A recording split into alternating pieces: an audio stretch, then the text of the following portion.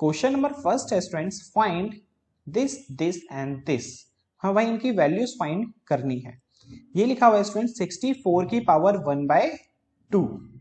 अब देखो 64 की पावर 1/2, 32 की पावर 1/5, 125 की पावर 1/3। जब भी ऐसा कुछ क्वेश्चंस आते हैं ना आपको, तो आप ना इन नंबर्स को ना एक्सपोनेंट फॉर्म में कन्वर्ट करो। इन नंबर्स को क्या करो, एक्सपोनेंट फॉर्म में कन्वर्ट। अब बताते हैं कि एक्सपोनेंट फॉर्म में कन्वर्ट कैसे करोगे। देखो दो तरीके हैं। एक तरीका ये होता है कि आपने एक्सपोनेंट्स याद कर रखे हैं, लाइक जैसे 64 है 8 का स्क्वायर होता है। 64 क्या होता है, 8 का स्क्वायर होता है। 32 होता है 2 की पावर 5।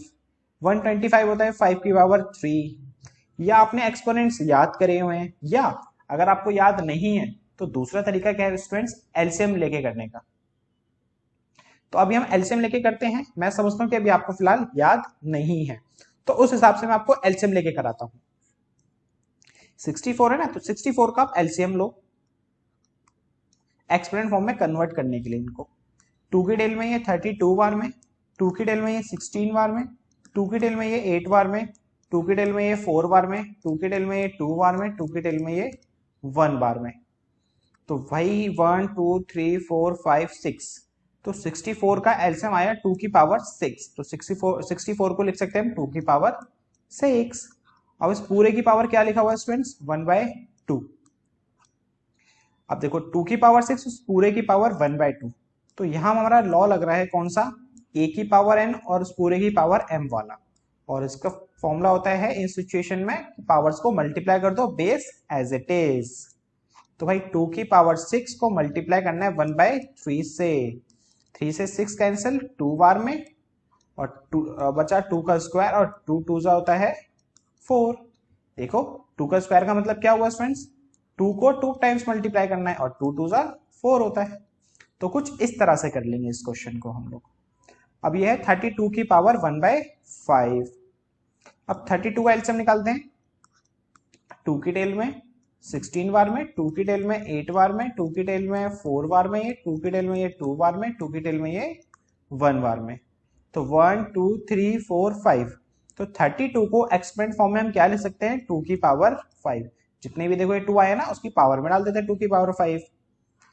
अब 32 को लिख सकते हैं 2 की पावर 5, और उसकी पूरे की पावर लिखी हुई है 1/5। अब इस सिचुएशन में सेम स्टूडेंट्स यही वाली लॉ लग जाएगा हमारा, a की पावर n उस पूरे की power m equal to power multiply हो जाएंगे बेस एज इट इज। अब मैं हर बार लॉ क्यों लिख रहा हूं, क्योंकि आपको हर क्वेश्चन में जो भी लॉ फॉलो हो रहा है आपको लिखना ही पड़ेगा। टीचर को ये दिखाना पड़ता है कि भाई आपने जो ये क्वेश्चन करा हुआ है किस फॉर्मूले के बेसिस पे, किस लॉ के बेसिस पे करा हुआ है, क्योंकि टीचर भी ना आपको बेटा स्टेप के मार्क्स देगा, फॉर्मूला लिखने के मार्क्स देगा। तो इसलिए आपको हर एक क्वेश्चन में लिखना है कि आपने कौन सी प्रॉपर्टी लगाई है, और नहीं लगाई तो लिखने की जरूरत ही नहीं है। अब ये है स्टूडेंट्स हमारा 2 की पावर 5 है ना, तो 2 की पावर 5 उस पूरे की पावर 1/5 था, तो मल्टीप्लाई कर देंगे 1 की पावर 5। 5 से 5 कैंसिल, बचा 2 की पावर 1, और 2 की पावर 1 होता है भाई 2। इसी तरह से थर्ड पार्ट भी कर लेते हैं इसका हम।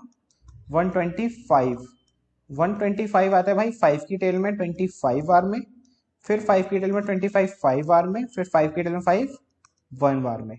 तो ये आ गया 5 इंटू 5 इंटू 5, और 5 3 बार मल्टीप्लाई तो 5 की पावर 3। और इस पूरे की पावर देखो 125 को लिखा 5 की पावर 3, और 125 की पावर थी 1/3, तो यहां लिख देंगे 1/3। यहां भी सेम प्रॉपर्टी लग रही है हमारी, बेस सेम, पावर्स को मल्टीप्लाई करना है यहाँ पे भी हमें। तो 5 की पावर 3 मल्टीप्लाई में 1/3, 3 से 3 कैंसल, तो बचा 5 की पावर 1, और 5 की पावर 1 होता है स्टूडेंट्स 5।